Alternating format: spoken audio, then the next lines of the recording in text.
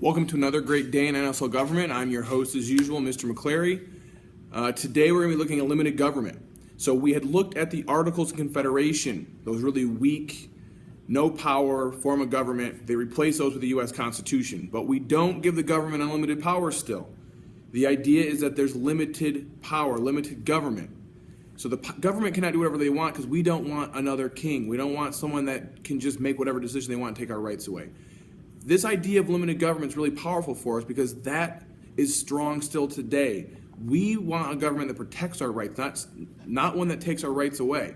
So with that said, that's why we get so mad when we see things like police brutality. We see police, taking away innocent people's rights or killing innocent people because we are raised to believe, and we as a country believe, that the government has restricted powers. They can only do so much. And then when Edward Snowden talks about with the NSA and them taking our rights away by looking into our phone conversations, looking at our web cameras and spying on us, essentially, we really feel like that limited government's been broken and they're using too much power and they're abusing that power, and we don't like that. And that's the idea of limited government. So let's look a little bit more into these principles of government that are related to limited government.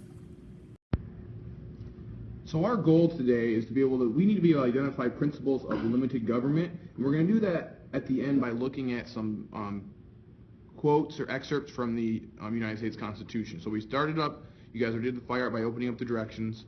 We're going to talk about limited government and what it is, and then we're going to do that scavenger hunt through the U.S. Constitution quotes, and then you have an exit ticket on WEO today. So limited government, as we said, is government's power is actually restricted. It's limited.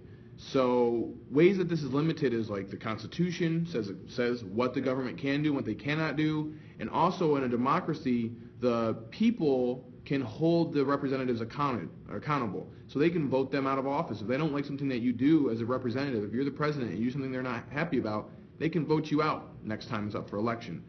Same thing with Congress people. So that's how the government's power is limited. A principle that's connected to limited government is what's called federalism, and all these things are found in the Constitution. So federalism is having different levels of government. So we have the national, federal, or central. Those are all the same. That's what we call our big federal government. You can call it national, you can call it federal, you can call it central. Then we have our states. That's like Maryland, Virginia, Delaware, Michigan. So those are the states, and so there's different levels of power with those governments, and each level, the national government has its own kind of responsibilities and its powers, and the states have their own responsibilities and powers, and then they also have some shared power. So it kind of helps balance things out. So there's never this, one level is doing everything. It's shared and it's balanced out. So you can see in this picture how that lays out. The national government has some powers, like maintaining a military, and the state powers over here, they can establish local governments, they can set up schools, and then they do have some shared powers. So the state of Maryland can collect taxes, but the federal government collects taxes too. There's courts at different levels. All of these things are powers that the national and state governments have.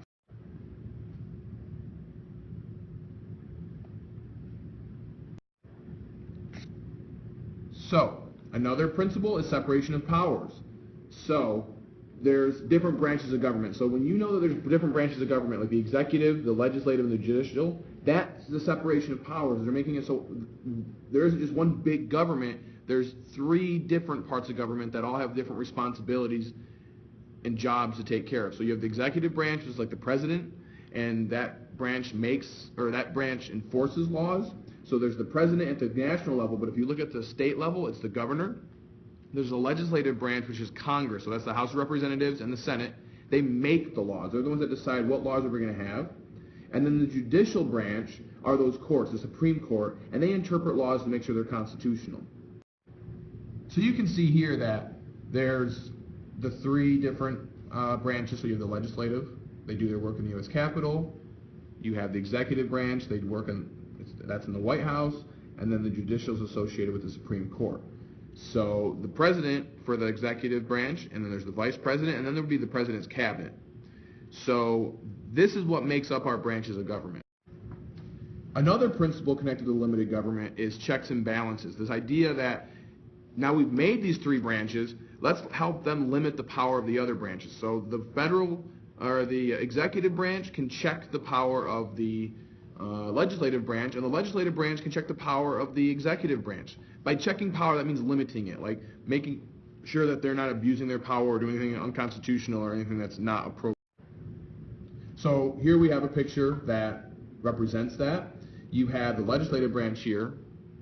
It shows their powers, but also, what can they do? So this arrow going this way is showing the checks they have in the judicial branch. They can propose constitutional amendments to overrule judicial decisions. They can impeach Supreme Court justices. So if a Supreme Court justice does something that they don't like, they can impeach them or remove them.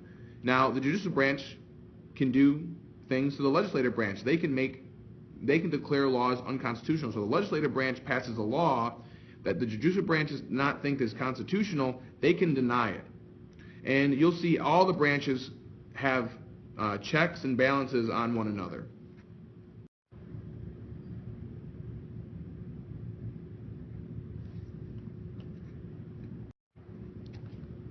So now that you've seen the different principles limited to limited government, such as federalism, which is having those different levels of government, you have separation of powers, which makes the branches of the government, executive, legislative, and judicial, and then you have separation of power, which gives those branches the power to kind of check and review and make sure no other branch is becoming too powerful or violating the Constitution. I need you to go in the classroom, open the limited government lesson, and open the limited government in the Constitution capture sheet. You're going to look through, there's about 5 excerpts or quotes from the Constitution in there, and then you're just going to identify what principle do they connect to. And then when you're all finished with that, go ahead to WEO and complete the limited government exit ticket.